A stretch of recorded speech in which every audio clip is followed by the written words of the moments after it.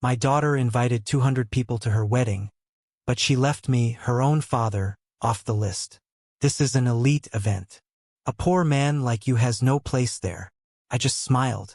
On the day of the wedding, I flew in anyway in my own helicopter, landed right on the grounds of her elite restaurant and revealed the whole truth.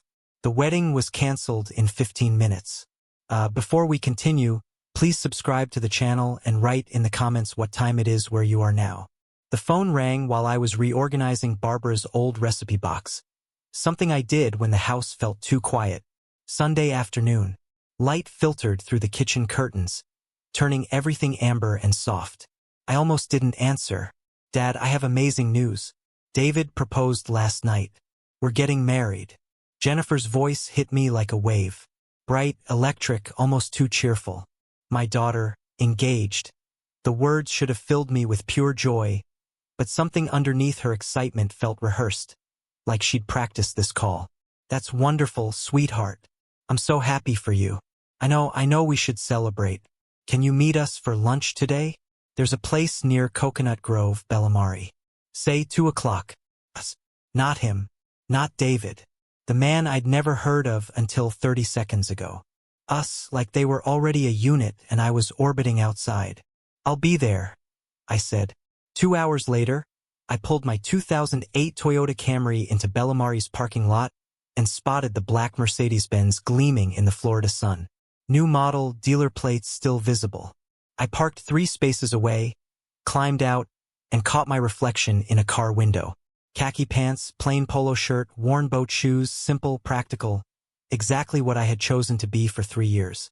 Through the restaurant window, I saw Jennifer sitting across from a man in an expensive navy suit. She was laughing, touching his arm, animated in a way I hadn't seen since before Barbara died. The man turned as I approached, and his eyes performed a quick scan, head to toe, taking inventory. 2 seconds. That's all it took for his expression to settle into something I recognized. Polite dismissal. Mr. Warren, good to finally meet you. Jennifer talks about you. David Mitchell's handshake was firm, professional, over before it began. His smile revealed perfect teeth, but nothing behind them. Nice classic car you've got there. Toyota, right? They run forever. The word classic landed like a polite insult. Jennifer fidgeted with her napkin, watching David's face more than mine.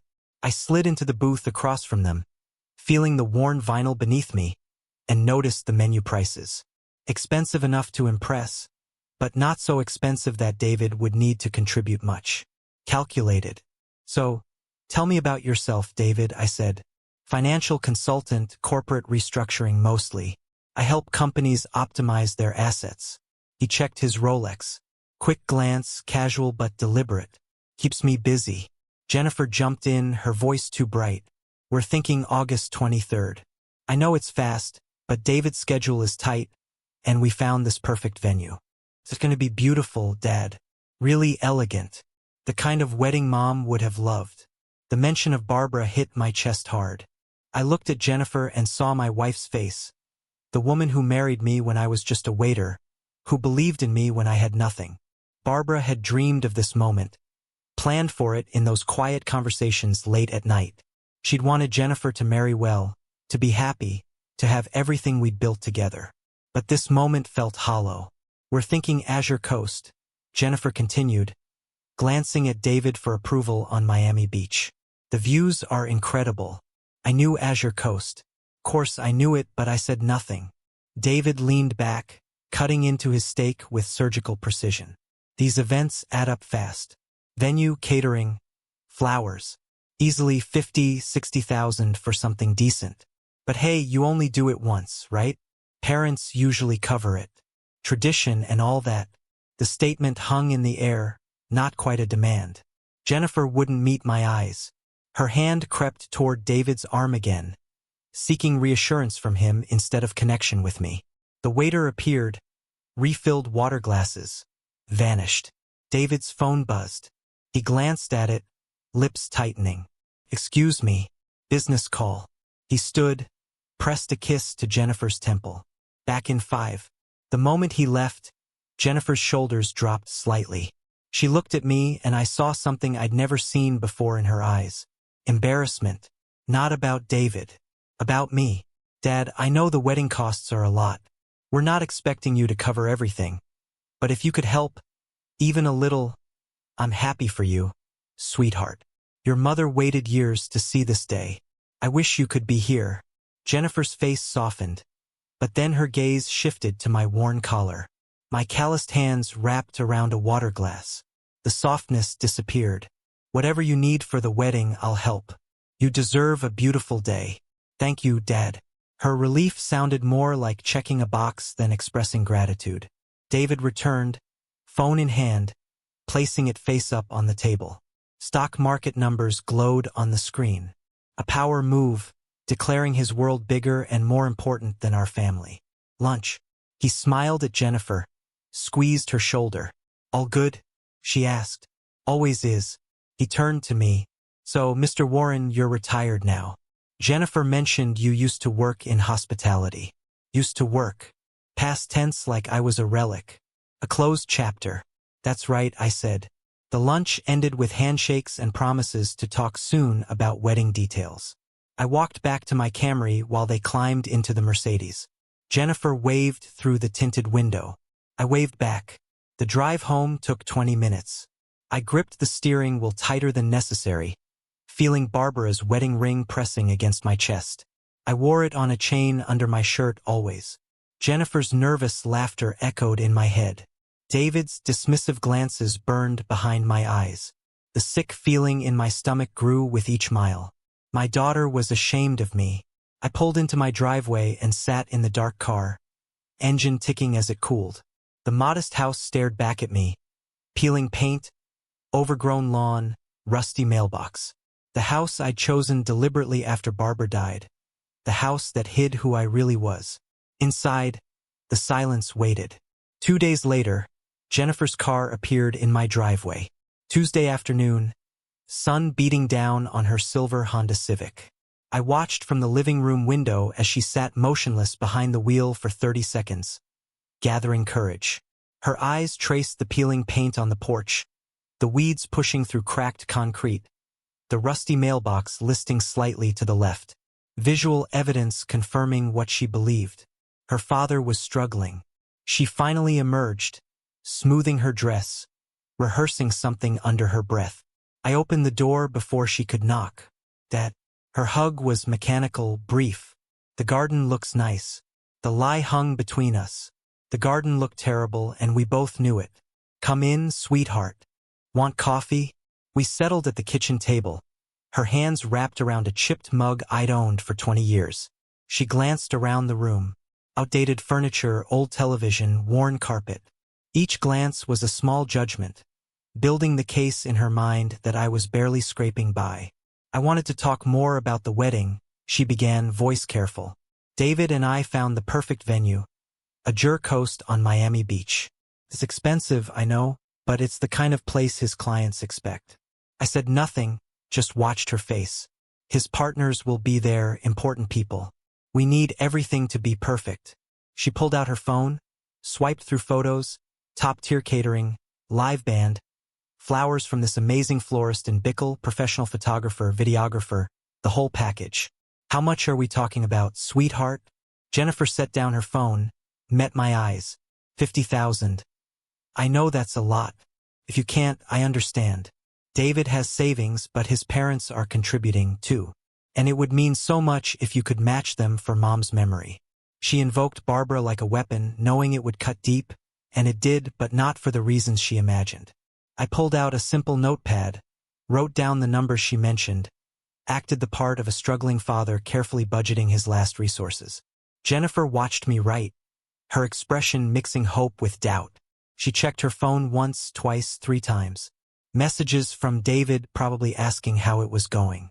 Consider it done, I said. Jennifer's head snapped up. What? I'll transfer the money tomorrow.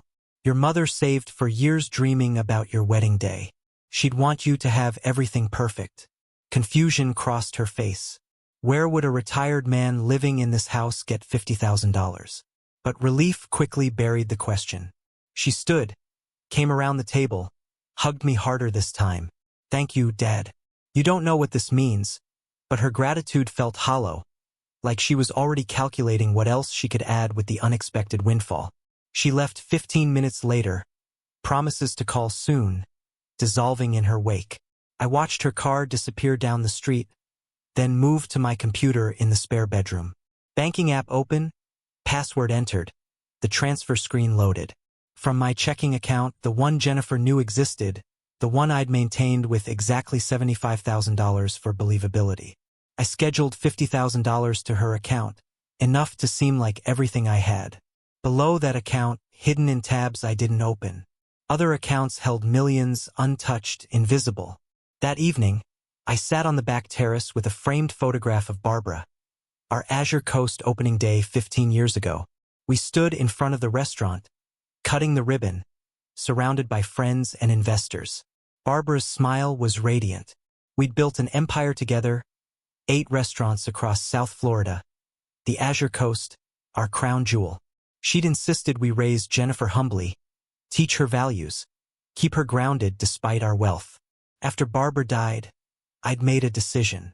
Live modestly, see who valued me for myself, not my money.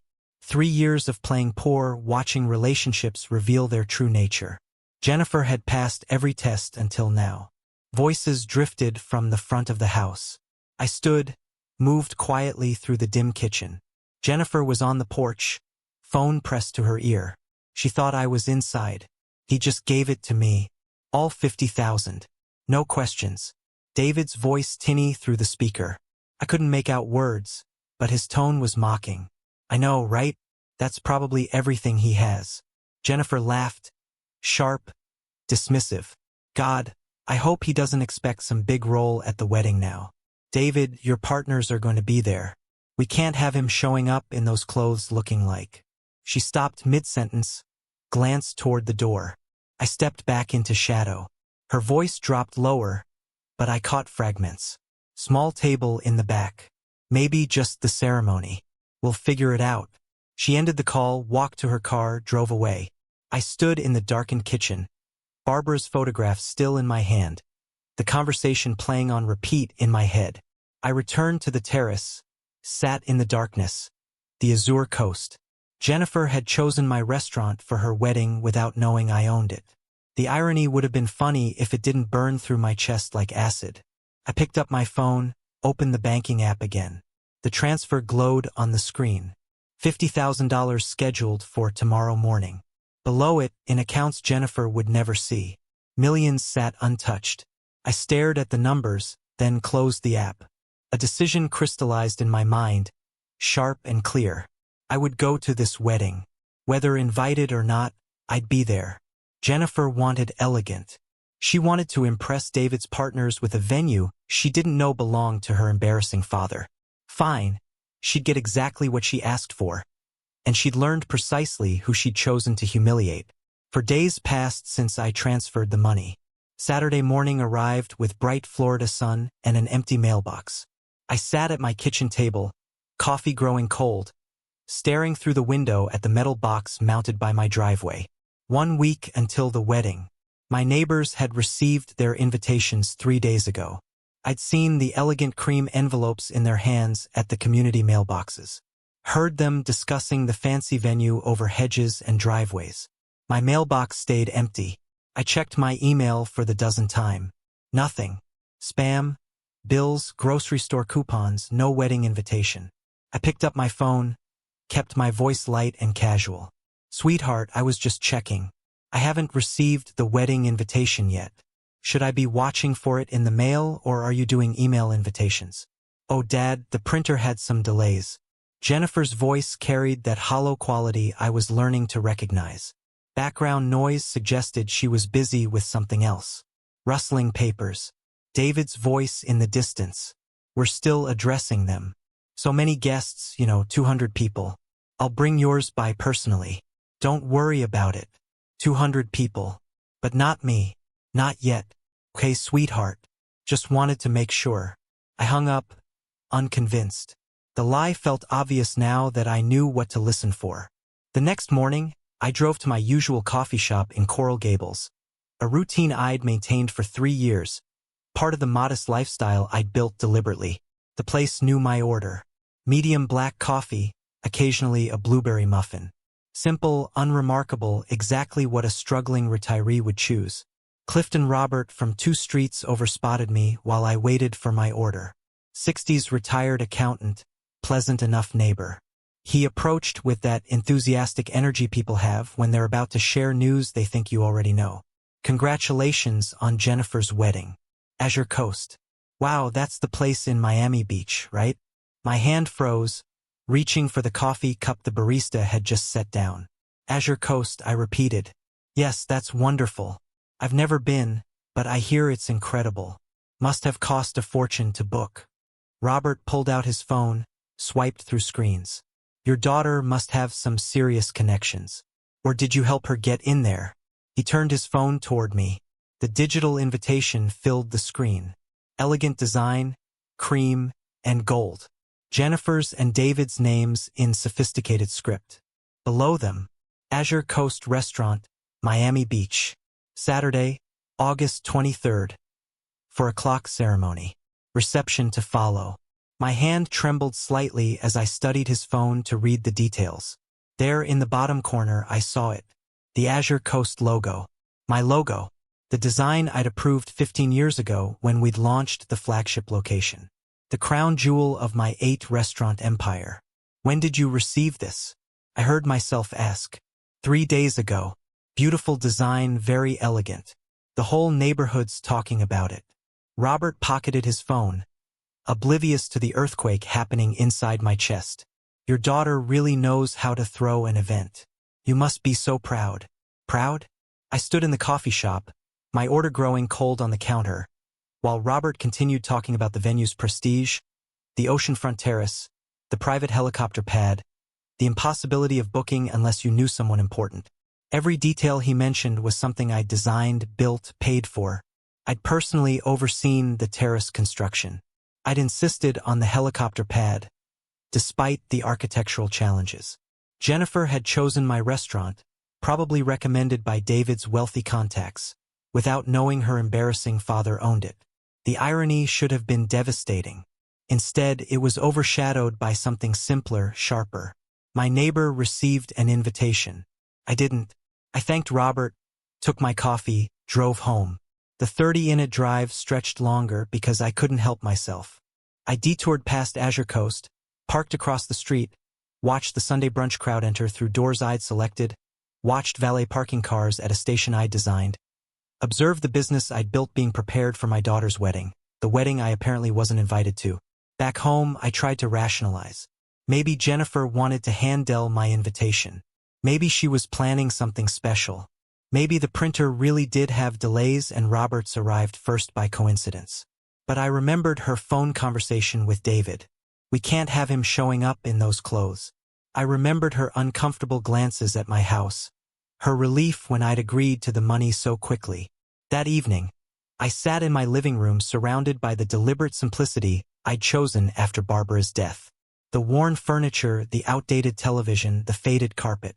I'd lived here for 3 years, testing relationships, seeing who valued me versus who valued my money. I opened my desk drawer and pulled out a folder marked Jennifer. Inside, receipts, bank statements, canceled checks, University of Miami tuition, $80,000 across 4 years. Her first car, a sensible Honda, $15,000. Co-signing her apartment lease, covering 6 months of rent when she couldn't find work. Another $9,000. Every contribution documented, a paper trail of paternal love measured in dollars. I spread them across my kitchen table, added them mentally. Over 34 years, I'd given Jennifer roughly $350,000 in direct financial support.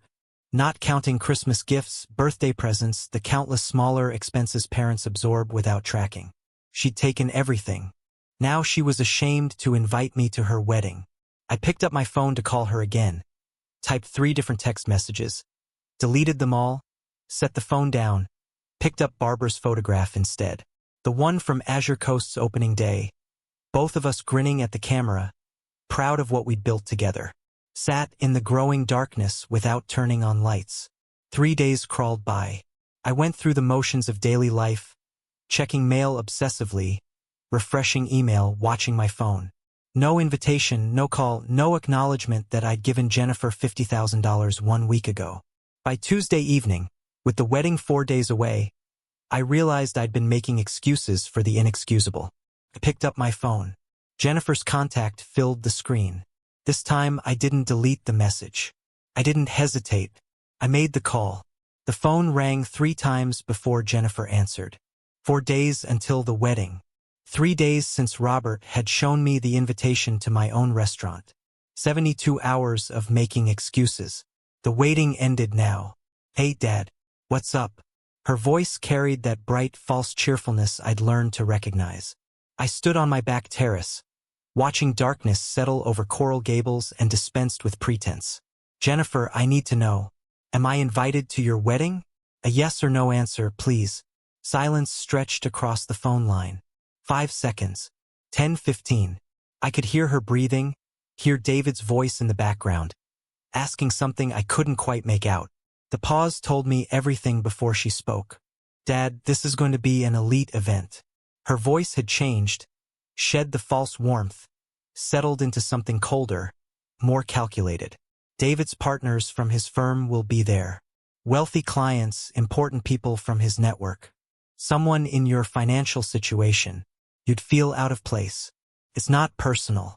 I gripped the terrace railing, forcing myself to stay calm, to listen, to let her finish. "Are you saying I'm not invited because I don't have enough money? Because I drive an old car and live in a modest house? It's more complicated than that." The words came faster now, as if she'd been waiting to say them, rehearsing them. "You're a wonderful father. You gave me everything you had. Literally, your last $50,000. I appreciate that sacrifice more than you know. But this wedding represents David's career, our future together. We need to present the right image." She paused. I said nothing. Let the silence work. "In those clothes, driving that car, you'd stand out for the wrong reasons. David's partners will be evaluating him, evaluating us. This isn't about love. It's about optics, professional advancement. Surely you understand business works that way sometimes." "I understand business," I said quietly. "You'd be miserable anyway, Dad." Her voice shifted, becoming almost patronizing, as if she were doing me a favor. "These people talk about investments, real estate portfolios, international business deals. What would you talk about? Your retirement, your house? You deserve to spend the day relaxing, not feeling inadequate around successful people. We're actually doing this for you as much as for us." The words sounded rehearsed, practiced. I realized this wasn't a spontaneous decision reached that moment on the phone. They'd planned to exclude me from the beginning. The printer delays the promise to deliver my invitation personally. All lies, buying time, hoping I wouldn't notice until too late to object. "I understand perfectly," I said. "Thank you for your honesty, Jennifer." I paused, thinking of Barbara, thinking of the woman who'd loved me when I was just a waiter, who'd built an empire alongside me, who'd insisted we raise our daughter with values and humility.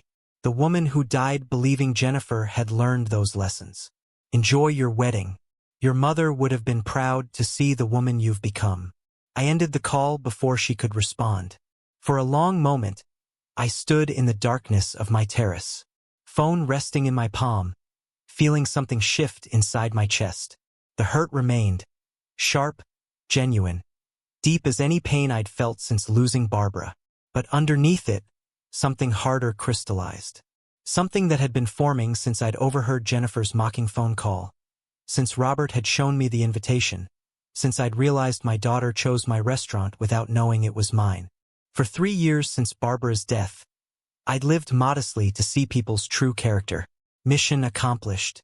I'd seen my daughter's truth, heard it spoken in her own words. Now she'd see mine. I walked inside, turned on every light in my house, and opened my laptop, logged into my real banking accounts. Not the small checking account Jennifer knew about, but the ones holding the fortune from 20 years of building restaurants, from smart investments, from the sale of 2 locations last year. The numbers glowed on the screen, $180 million. I opened a new browser tab, searched Robinson, our 44 helicopter rental Miami. Another tab. Helicopter landing Azure Coast, Miami Beach. I pulled up my contacts, found Stephen Murphy's number, the manager of Azure Coast Restaurant, my restaurant, Jennifer's wedding venue. My fingers hovered over the keyboard. Not yet.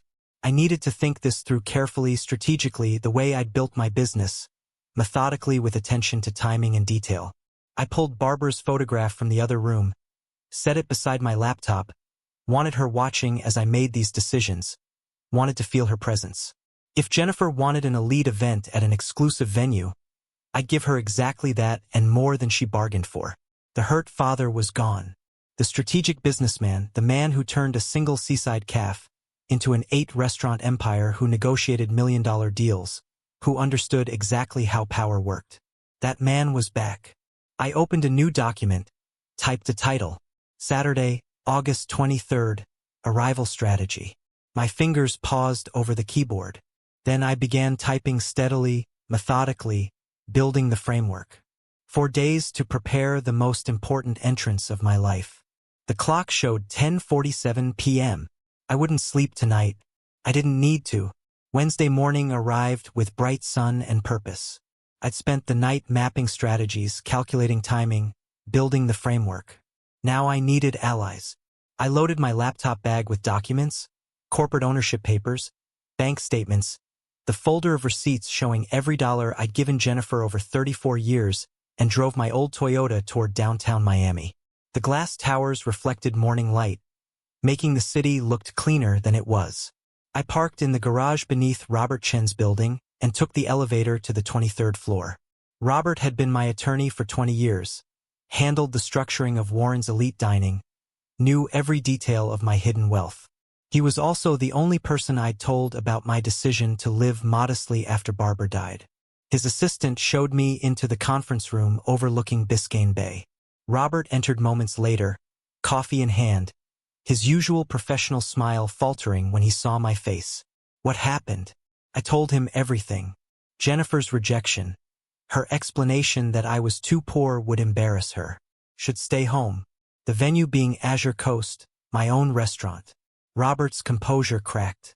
She said, "What? That you're too poor for her wedding? At your restaurant?" He sat down, his coffee hard enough to slush liquid over the rim. "Clifton, this is beyond disrespectful. What do you want to do?" I spread documents across his conference table, ownership papers, financial statements, the timeline of my 3-year experiment. "I want to attend my daughter's wedding.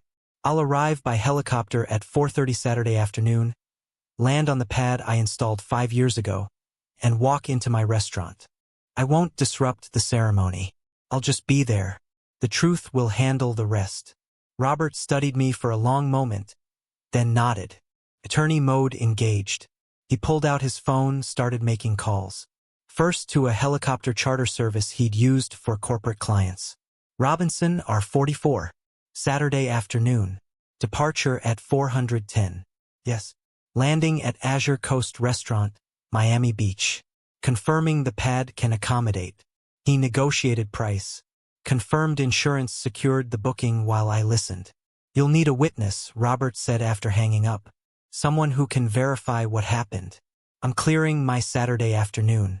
We spent 2 hours planning logistics, timing, legal boundaries, what I could say, what I couldn't. Robert made notes in his precise handwriting, building the framework that would protect me from any claims of disruption or trespassing. "It's your property," he confirmed. "She rented the venue, but you're the owner. Legally, you have every right to be there." After leaving Robert's office, I drove to Miami Beach to Azure Coast. I hadn't visited in 3 years, part of my deliberate invisibility, my experiment in seeing who valued me versus my money. I parked in the employee lot and entered through the service entrance. The kitchen smelled like garlic and fresh seafood. Line cooks worked efficiently, lunch service in full swing. Stephen Murphy nearly dropped his clipboard when he saw me walking through. "Mr. Warren, we'd communicated only by email for years. He thought he reported to a corporate management company. Didn't know the owner's face. I asked to speak privately, and he led me to his cramped office overlooking the ocean terrace.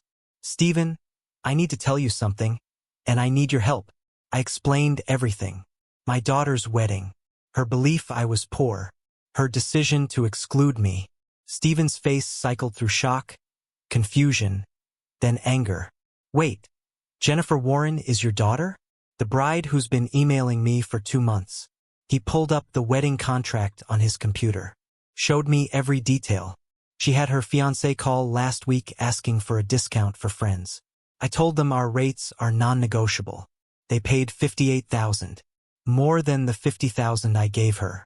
She'd spent my money plus extra, all while excluding me from the event. How can I help? Stephen asked. Saturday afternoon, 4:30 exactly. A helicopter will land on the north pad. That'll be me. Make sure the area is clear. And when I walk inside, just confirm who I am. If anyone asks, Stephen's jaw tightened. It would be my pleasure. I walked through my restaurant before leaving, touched the mahogany bar I'd selected 15 years ago, looked at the ocean view through floor-to-ceiling windows, saw the framed photograph on the wall.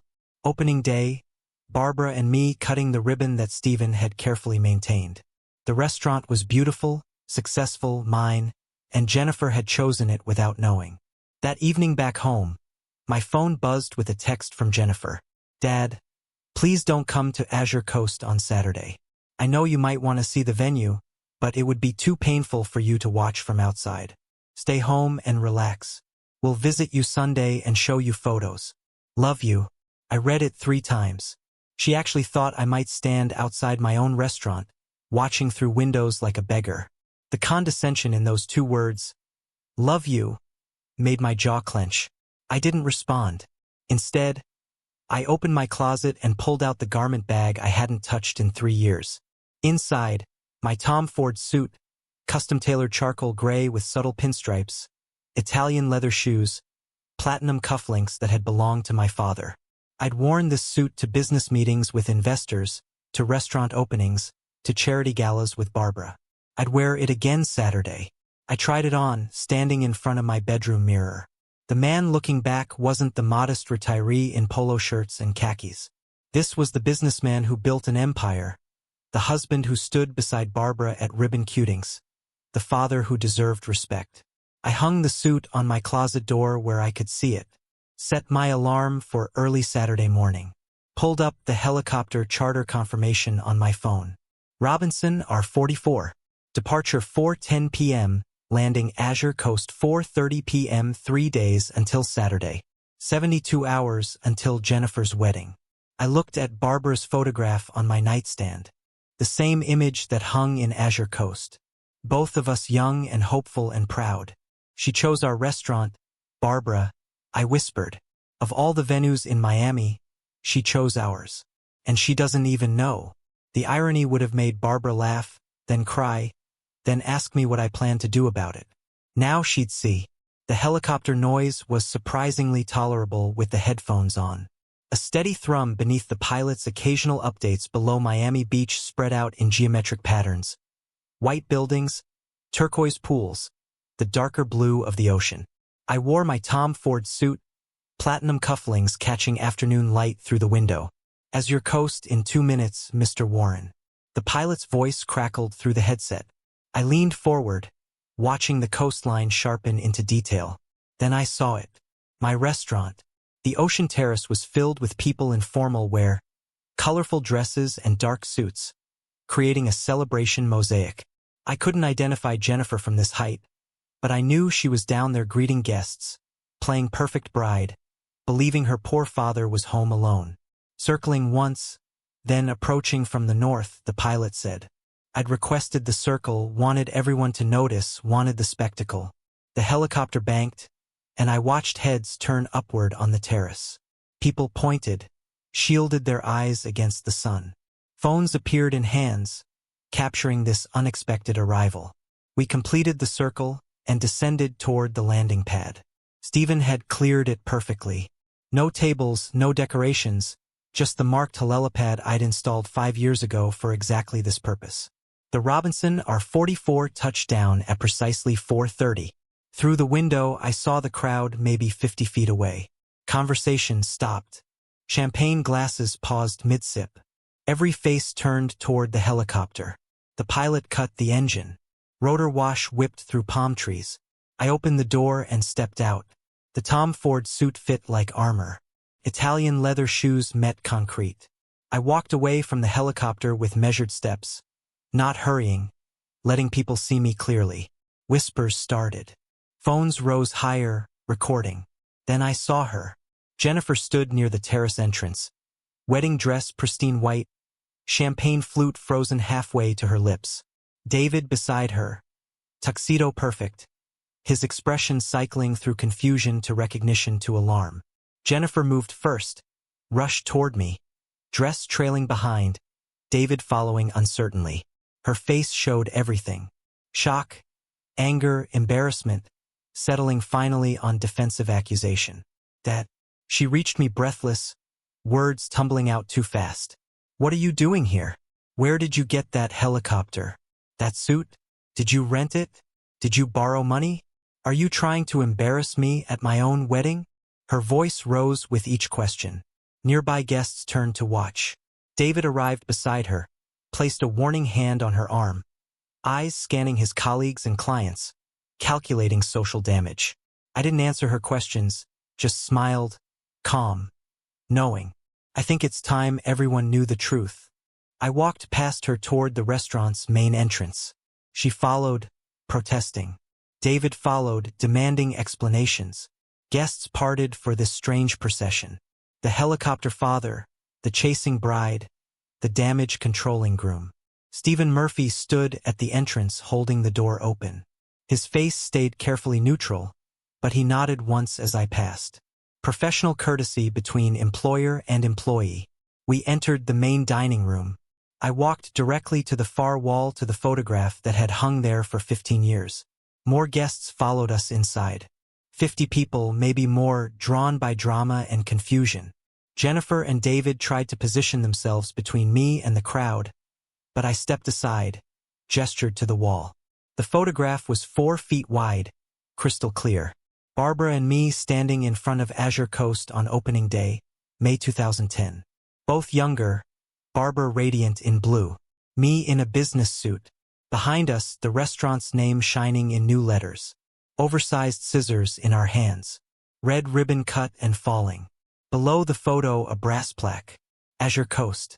Founded by Clifton and Barbara Warren. May 15, 2010. First location of Warren's elite dining. I turned to face the crowd.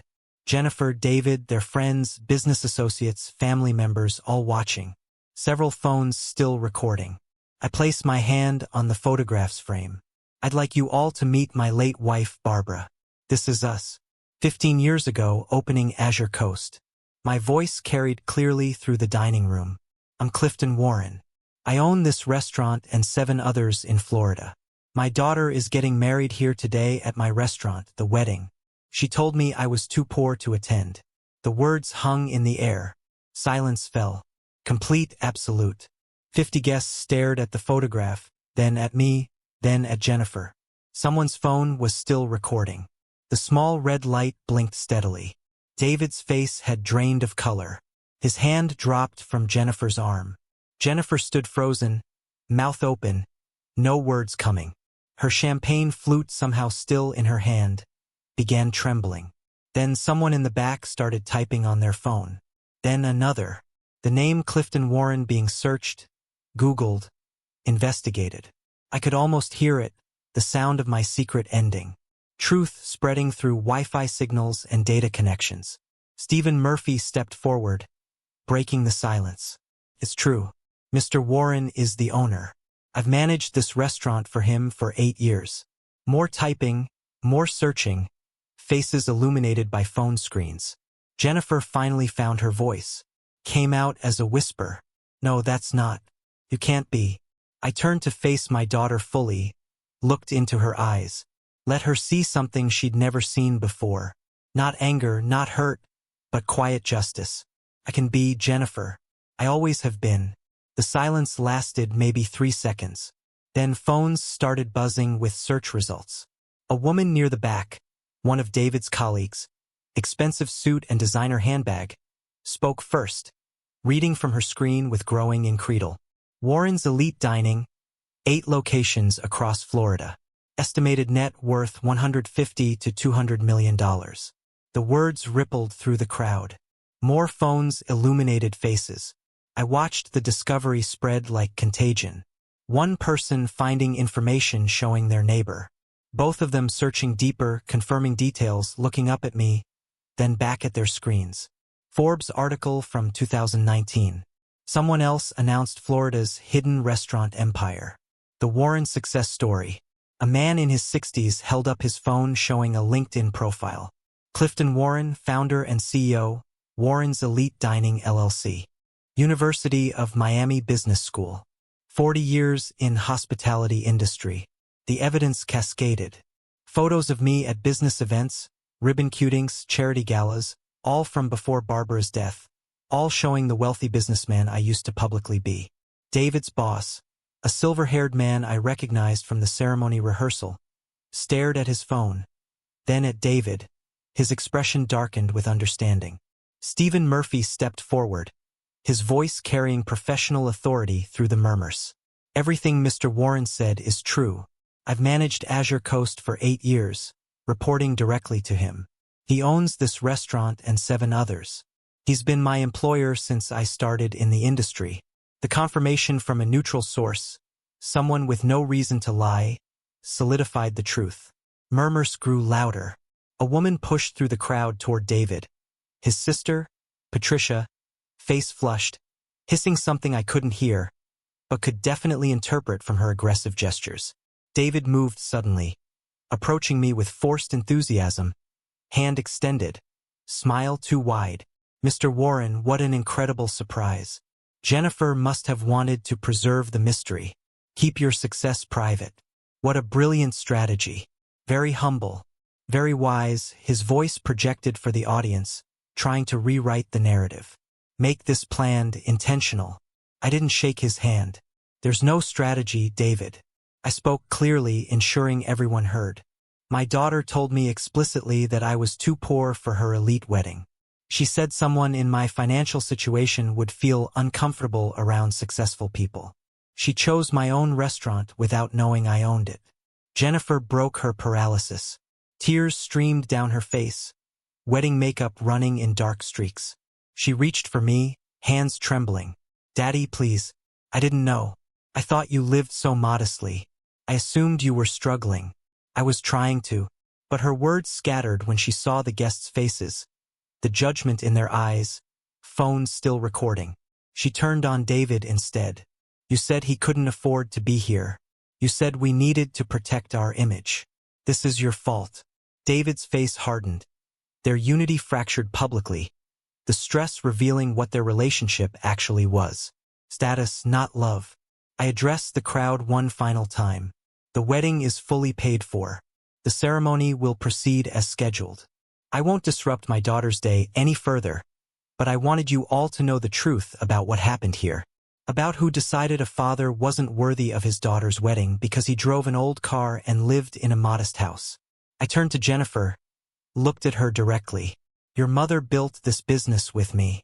She would have been heartbroken to see what you've become. Then I walked toward the exit. Stephen opened the door. I didn't look back.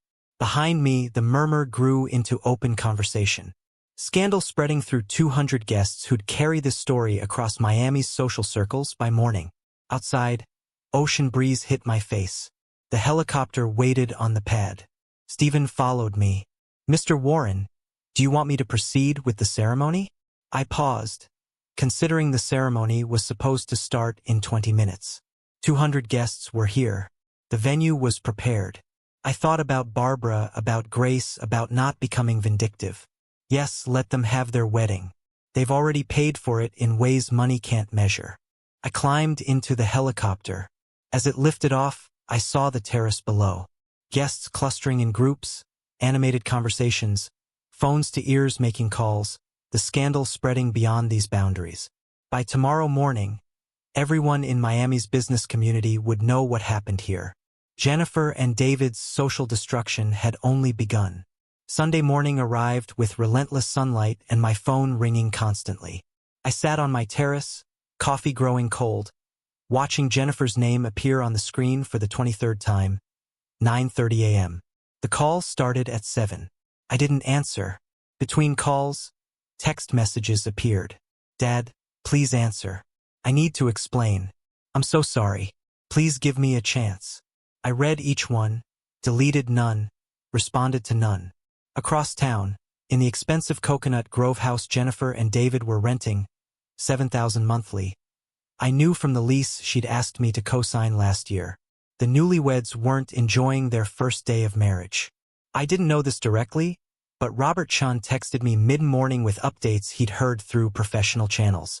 David was pacing between rooms, his phone showing LinkedIn profile views from colleagues, carefully worded questions, his boss's tour message requesting Monday meeting. The story spread exponentially Sunday. What started with 200 wedding guests became 2,000 social media impressions became 20,000 as people shared the tale. Wealthy father uninvited from daughter's wedding at his own restaurant. The narrative was irresistible. My phone showed notifications from former business associates reaching out. People I hadn't spoken to in 3 years suddenly curious about my return to visibility. I ignored those two. The only message I considered answering came from Robert. I heard it went exactly as planned. Well executed. Legal boundaries held perfectly. Call when ready. I wasn't ready.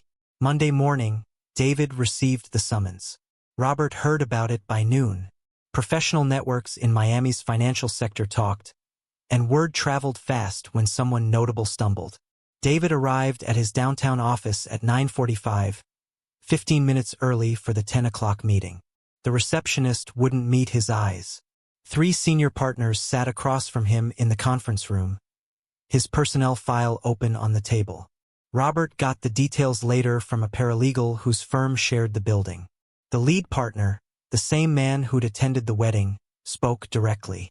David, we've received calls from 4 major clients since Saturday. They're uncomfortable continuing relationships with someone who displays such poor judgment in personal matters. If you'll exclude your own father-in-law from a family event over perceived poverty, what does that say about your values, your ethics, your decision-making with their money? David tried explaining, tried spinning, tried claiming misunderstanding. The partners listened politely and delivered their decision. Effective immediately, David was transferred from wealth management to internal operations. Back office position, minimal client contact, salary dropped from $250,000 to $150,000 annually, 40% cut, corner office reassigned, assistant transferred, book of clients redistributed. This isn't termination, the lead partner clarified. Consider it an opportunity to rebuild your reputation. Demonstrate better judgment going forward. David left the meeting at 10:45. By noon, he'd boxed his personal items. By 1 p.m., he'd moved to a windowless office on the 3rd floor. That afternoon, Patricia Holmes called David. Unlike Jennifer's pleading calls to me, Patricia's anger needed no voicemail. Her voice cut through the phone. Robert heard about this from Patricia's husband, a corporate attorney he played golf with monthly. You've destroyed our family's reputation. Mother and father are humiliated. Everyone at the country club knows what you did. You're a financial consultant, David. Due diligence is literally your job, and you couldn't even research your own father-in-law's net worth before insulting him. The call ended with her demand that he and Jennifer skip upcoming family events. Until this blows over, it wouldn't blow over. By Monday evening, Jennifer had called me 47 times. I'd listened to none of the voicemails, but saw the count increasing. Her text messages grew more desperate. Detailed apologies, explanations of her reasoning, promises to change, please forgiveness. I sat in my modest living room, the same room that embarrassed her, and read each message carefully. I saw the pattern. First, she apologized for the misunderstanding, then for not realizing my wealth, then for hurting my feelings. But nowhere did she apologize for the fundamental issue. Being ashamed of me, valuing money over relationships, choosing status over family. She was sorry she got caught. Sorry for consequences, but not truly sorry for who she'd revealed herself to be. My phone buzzed again. Jennifer's name, 48th call. I picked up the phone. Not to answer, not yet. Just to hold it, to think about what came next. I've proven my point. The truth was public. David's career was damaged. Jennifer's social standing was shattered. But what now? Barbara's photograph sat across the table. I imagined her voice. You've shown them who you are. Now show them who you can still be. I set the phone down without answering. Tomorrow I'd call Robertson. We discussed the financial reality Jennifer and David now faced. The expensive rental house they couldn't afford on David's reduced salary. The debt they'd accumulated planning an extravagant wedding. The bills coming due in weeks. The social punishment was complete. But the real lesson about money, about values, about consequences, that lesson was just beginning, and this time I teach it properly. Tuesday morning. Found them at their kitchen table, surrounded by bills and bank statements, spread across expensive marble. David's calculator sat among the papers, numbers glowing accusingly. We spent $80,000 on that wedding. David's voice was hollow. 50 from your father, 30 from our savings. Our savings are gone. My salary dropped by $100,000 annually. That's $8,000 less per month after taxes. Your salary is about to drop by $20,000. This house costs $7,000 monthly. Add utilities, cars, insurance, food. He pushed the calculator toward Jennifer. We're underwater by at least $3,000 every month. Jennifer's laptop showed her company's HR portal. A meeting request from her supervisor glowed with the subject line. Discussion required. Monday. She'd been avoiding opening it, but now she clicked. The email was professionally worded, but clear. Recent personal events have raised concerns about client relationships. We need to discuss your role moving forward. They're going to demote me, she whispered. David slumped back. We need to find a cheaper place. Or you need to keep your full salary, or he trailed off. The unspoken option hung between them. Call her father. He's not going to help us. Jennifer's tears came suddenly. I told him he was too poor for my wedding. I said he'd embarrass me. Why would he help us now? David's frustration boiled over. This is your fault. Your misjudgment of his situation. Your willingness to exclude family for status. Jennifer's head snapped up. You convinced me. You emphasized image and professional connections. You made me ashamed of my own father. This is as much your fault as mine. The argument revealed the truth they'd been avoiding. They were both responsible, both complicit, both now paying the price. Tuesday afternoon, Jennifer's meeting with her supervisor confirmed their fears. Reassignment to reduced role meant salary cut from $75,000 to $55,000. Another $20,000 gone annually. By Wednesday morning, they'd reached rock bottom. David sat on their expensive couch, staring at abstract art they'd bought to impress guests. Jennifer stood at the window overlooking their manicured yard, the yard they could no longer afford to maintain. We need to go see my father, she said quietly. Not to ask for money, to apologize. Really apologize. David looked at her. You think he'll even see us? I don't know, but it's the only honest thing left to do. Wednesday afternoon, they drove to Coral Gables. Jennifer had called ahead, left a voicemail asking if they could visit, promising no excuses. Clifton texted back one word. Fine. They sat in their car outside his house for 5 minutes, neither wanting to face him, both knowing they must. The house looked different now, not shabby, but intentional, not poor, but deliberate. The peeling paint was camouflage. The overgrown lawn was a test. I opened the door before they knocked. I'd been watching them sit in the driveway, working up courage. They looked different. Not the confident couple from 2 weeks ago, but humbled, worn, uncertain. Come in. I led them to the terrace, the same cheap plastic chairs Jennifer had judged before. We sat in silence for a moment, ocean breeze carrying sounds from distant neighbors.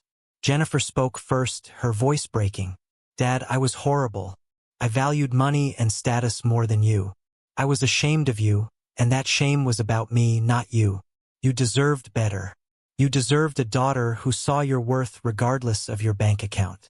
David followed, his voice steady but quiet. I pushed her to exclude you. I was obsessed with image, with what my colleagues would think. I convinced her that having you there would hurt our reputation. I was wrong about everything that matters. I watched their faces, measured their sincerity. These weren't practiced words. This was real remorse. I sat back in my plastic chair, looking at them across the table. Barbara's photograph was visible through the screen door, watching from inside. I saw my daughter's tears, not manipulative crying, but genuine grief. I saw David's slumped shoulders, not defensive posturing, but true remorse. This was what I wanted. Not their destruction, but their understanding, not their financial collapse, but their moral awakening. I took a long breath. I didn't reveal my wealth to punish you. I did it to teach you. The question now is, did you learn? Jennifer looked up, hope flickering through tears. David met my eyes directly for the first time since arriving. I stood, stretched. Come back tomorrow morning, 10 o'clock. Meet me at Azure Coast. I have a proposal. I walked inside, leaving them on the terrace.